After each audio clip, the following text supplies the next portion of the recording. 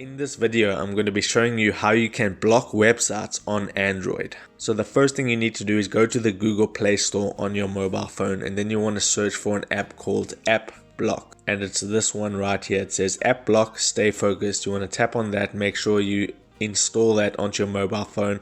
As you can see, I have it installed, so I'm going to go ahead and open it, and this is what it will look like when you open it for the first time. So now what you want to do is click on that plus icon in the middle of the screen at the bottom. You tap on that, and then you want to go blocking conditions, and you want to tap on select. Now you want to tap on time, and then you want to select all the days, so it runs 24/7 on every single day. You click save, then you where it says blocked apps and websites, you tap on select, and now you tap on websites, and you want to add websites. So let's say I want to block twitch.tv, so I type twitch.tv.